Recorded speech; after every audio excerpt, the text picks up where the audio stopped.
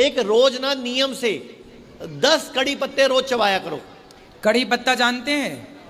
मीठी नीम, मीठी नीम जरूर चबाया करो, उससे कैल्शियम बढ़ता है ना। उससे कभी कैल्शियम बढ़ेगा, प्लस कभी कैंसर नहीं होगा।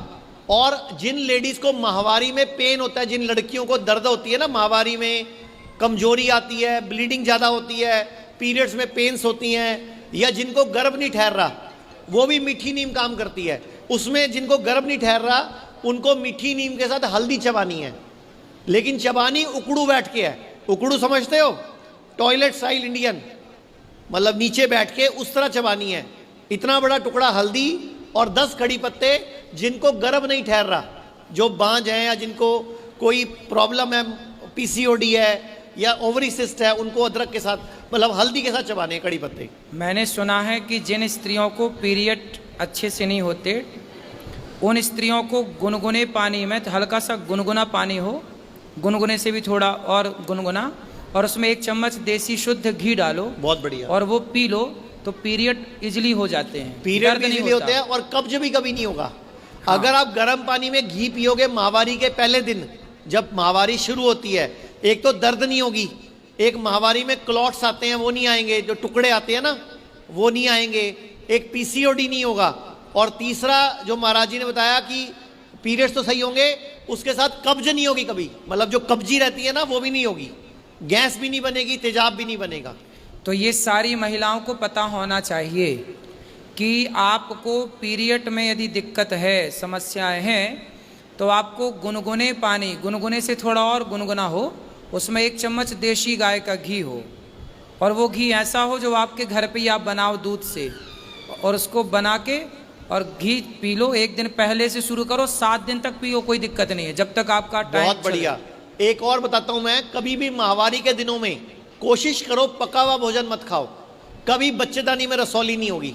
जो बच्चेदानी में रसौली होती है, गॉल ब्लैडर में स्टोन होता है। कई बार महिलाओं को तो ये शिकायतें होती हैं कि बच्चेदानी का कैंसर हो गया, बच्चेदानी में पहले रसौली बनती है, फिर वो कैंसर बनता है। अच्छा, तो बच्चेदानी में रसौली कभी नहीं होगी अगर आप पका हुआ भोजन नहीं खाओगे।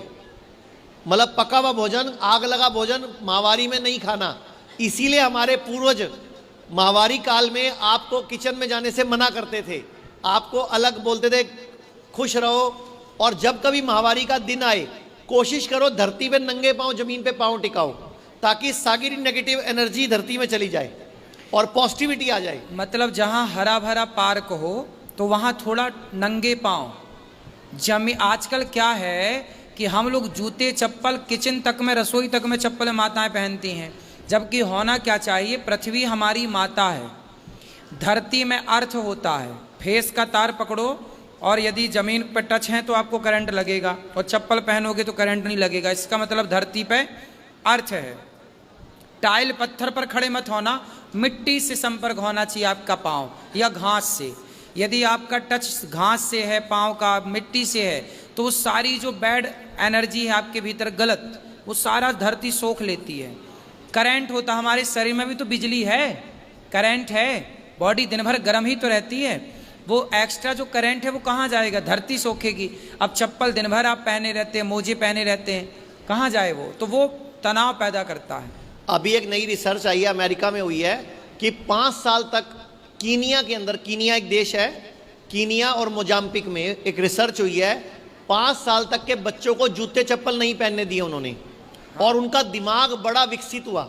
मतलब 5 साल तक बच्चों को जूते चप्पल पहना ही नहीं, नंगे पांव ही घूमे, वो वहीं खेले, वहीं कूदे, स्कूल भी नंगे पांव गए। हम तो 17 साल 16 साल तक नंगे पांव गैया चराने खेतों में जाते, पिताजी से बोलते। उनकी रिसर्च में क्या आया, दिमाग तेज हो गया। इसीलिए तो आप इतना अच्छा धर्म का काम कर पा रहे हो।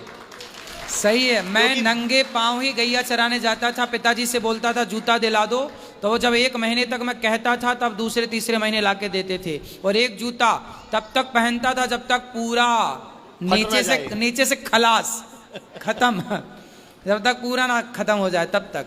तो वो दिन देखे हमने, गरीबी वाले। बिल्कुल वो आपको भी प्रणाम है कि आप इतने ऐसे माहौल से निकल के भगवान के कार्य में लग गए। बहुत बड़ा आपका एक पुण्य का काम है देश आज के लिए। आपने, आचार्य जी ने आज यहाँ की सेवाओं को, वृद्ध माओं को, अन्य क्षेत्र का भी इन्होंने दर्शन किया। कैसा लगा आपको यहाँ? बहुत बढ़िया। मैं तो हैरान था, मैंने सुना था, आज मैंने खुद देखा।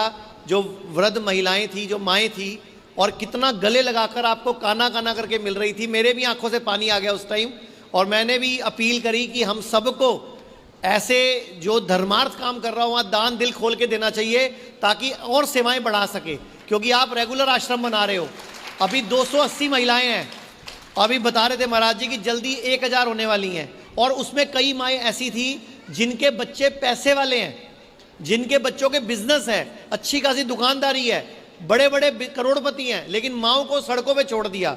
और महाराज जी उनके पुत्र बन के उनको आप पाल रहे हो, ये आपको साधुवाद है।